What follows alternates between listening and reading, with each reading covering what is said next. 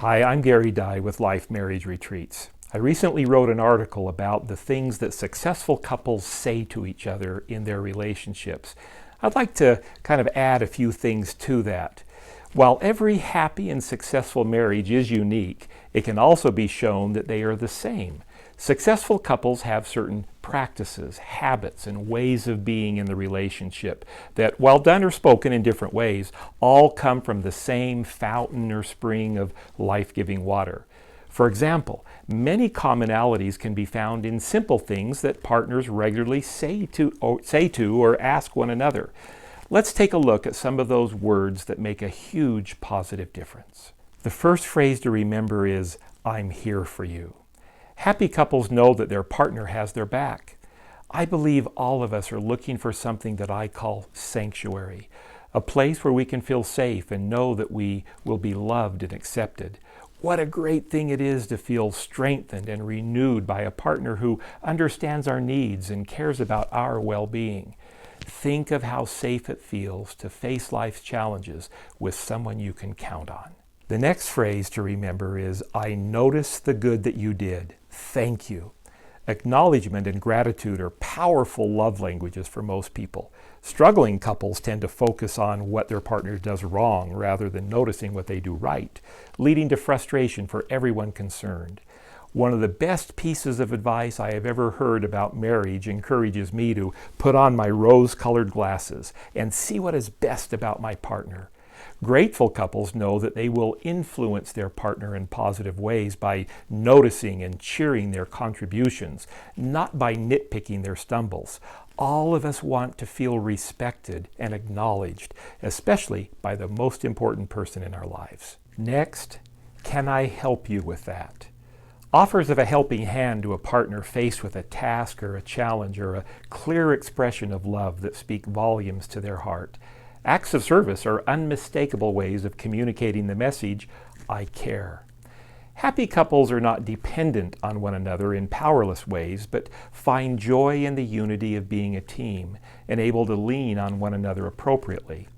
Next time you're sitting on the couch watching TV when your spouse gets home with a carload of groceries, hit pause and jump up and go and help. The rewards to your relationship will be instantly felt. Another great thing that we should be saying very often in our relationships is, "I'm sorry," or "I apologize." Most marital difficulties spring in some way from pride or selfishness. We work with couples who have spent years building up walls of resentment and misunderstanding, and it is always amazing for us to see what happens when a couple can finally express heartfelt apology for their part in hurting the other person and the relationship.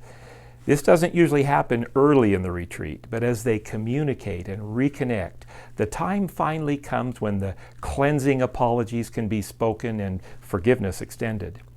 With that experience, a couple learns that a consistent willingness to take accountability and express regret for a misstep will keep the air clear and prevent the inevitable hurts and frustrations from festering. Another phrase to use often is simply, "I feel," and then fill in the blank.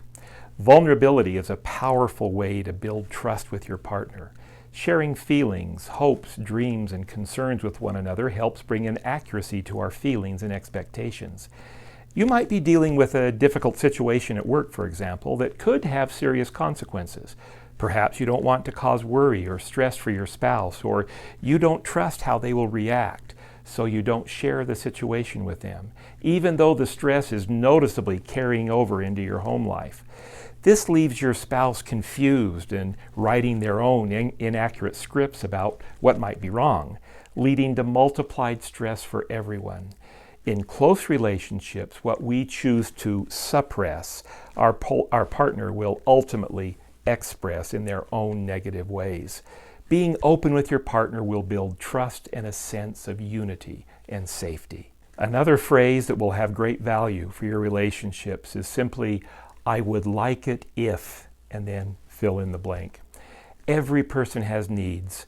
One of the main things that draws couples to marriage is the hope that their partner will help them meet their legitimate physical, mental, emotional, and spiritual needs in healthy ways. When a person's needs are not being met in healthy ways, they will often unconsciously turn to unhealthy ways trying to fill the empty parts of themselves. Staying alert to one another's needs is enormously trust-building and will lead to a depth of connection that is unavailable to the couples who are too busy or afraid to share honestly about their needs and what helps them feel valued. So stay conscious of opportunities to speak such words of peace regularly in your marriage. If you've gotten out of the habit of acknowledging and thanking your partner, apologizing for the inevitable stumbles, and sharing your thoughts, feelings, and needs with one another, set a goal to get into those good habits again. It might feel hard to break through the ice and walls that have built up between you, but stay true and both of your hearts will soften and the way will be cleared to take your relationship to higher and happier ground. It would be our privilege to help you and your partner rediscover the trust, communication, and connection that you might be missing. Give us a call or send us an email and we will answer questions and provide whatever information you need. I'll see you next time.